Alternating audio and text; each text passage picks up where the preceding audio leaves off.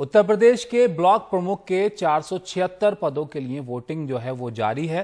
सुबह 11 बजे से ये शुरू हुई है और दोपहर 3 बजे तक ये चलेगी।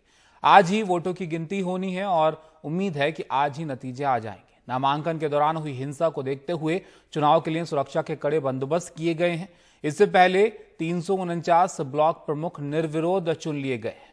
यूपी के एडीजी लॉ एंड ऑर्डर के मुताबिक ब्लॉक प्रमुख चुनाव में हुई हिंसा में अब तक 25 लोगों को गिरफ्तार किया गया है।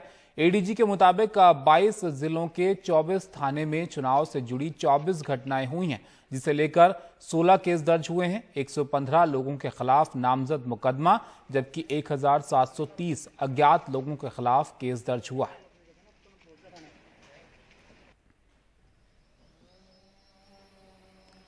कमाल खान हमारे साथ जुड़ गए हैं, उनके पास चलते हैं ज्यादा जानकारी के लिए।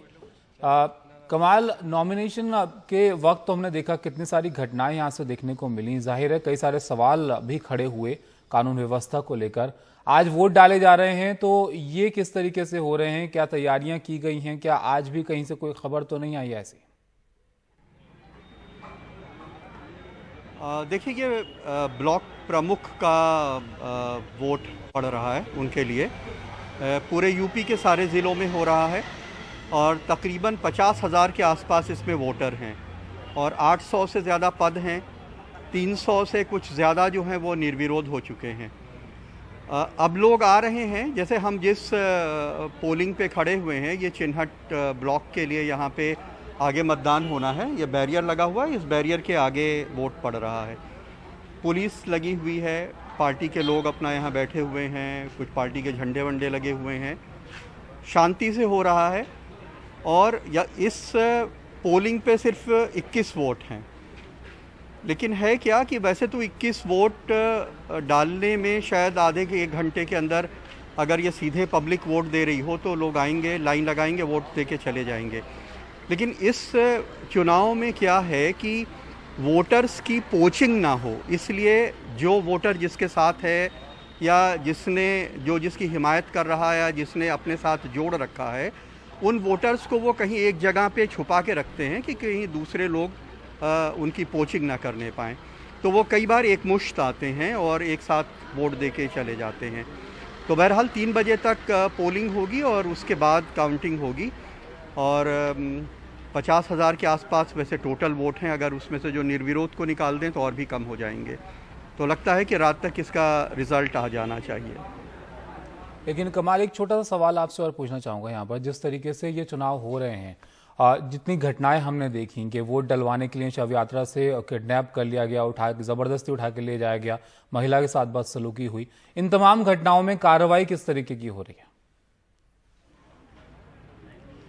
नहीं, देखिए, ऐसा है कि जो घटनाएं वायरल हो रही हैं मीडिया पे, जिनका काफ़ी ज़्यादा बवाल हो रहा है, वो सारी घटनाओं के ऊपर एफआईआर हो रही है। जैसा एडीजी ने बहुत सारे घटनाओं में बताया है कि हमने एफआईआर कर दी है।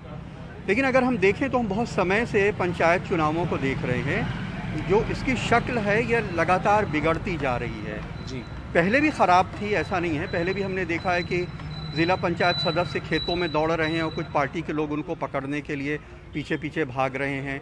पहले भी हमने एक सरकार में देखा है कि पुलिस के लोग जो है वो अपहरण कर रहे हैं। लेकिन अब क्या है कि अब हर एक किसी के हाथ में कैमरा है, ये चीज़ें और ज़्यादा सामने आती हैं, तो ये विकृति और ज़्यादा नज़र आती है। लेकिन ये बहुत अफसोस की बात है, अगर सारी राजनीति को छोड़ भी दें, सारे दलों को, हर चीज़, जैसे एक लड़के को अपने पिता की शव यात्रा में जा रहा था एक बीडीसी मेंबर, और जब तक वो अपने पिता की अर्थी को कंधा दे रहा था तब तक अपहरणकर्ता कार में पीछे पीछे धीरे धीरे चल रहे थे। और जैसे ही वो थक गया और उसने अर्थी को कंधा देना छोड़ के वो पीछे पीछे चलने लगा, उन्होंने गाड़ी रोकी और उसका अपहरण करके लेके चले गए। सारी राजनीति को अलग कर दें तो आप ये सोचिए कि एक बेटे के दिल पे क्या गुजर रही होगी जो अपने बाप की अर्थी को कंधा दे रहा है। उसके घर के लोग चिता सजा के बैठे हैं कि बेटा आएगा, मुखाग्नि देगा, और बेटा बीच में अपहरण हो जाता है इसलिए कि कुछ लोग अपना नंबर बढ़ाने के लिए उससे ज़बरदस्ती वोट हासिल करना चाहते हैं। या किसी भी महिला की अगर छीन झपट होती है, साड़ी खींची जाती है, उसकी तस्वीरें समाज सामने आती हैं, तो ये पूरे समाज की बदनामी होती है, पूरे देश की बदनामी होती है। और जब ऐसी तस्वीरें दुनिया के दूसरे देशों में सोशल मीडिया के ज़रिए या टेलीविज़न के ज़रिए जाती हैं तो अल्टीमेटली इस मुल्क की बदनामी होती है। तो ये जो विकृति है, ये शायद हाई टाइम जिसको कहते हैं कि वो है कि ये सोचना चाहिए कि इन चुनावों का स्वरूप क्या हो, कि इसमें मसल पावर और मनी पावर का जो बोलबाला है सिर्फ उससे होता है, वो किसी तरह ख़त्म हो। जी, शुक्रिया कमाल आपका हमारे साथ जुड़ने के लिए, सब जानकारी के लिए। तो आज जो है ब्लॉक प्रमुख के चुनाव में वोट डाले जा रहे हैं। इससे पहले आपने देखा नामांकन में कितनी सारी घटनाएं हुई जो सुर्खियां भी बनी और सोशल मीडिया पर काफ़ी सारे वीडियो भी इससे जुड़े हुए देखने को मिले।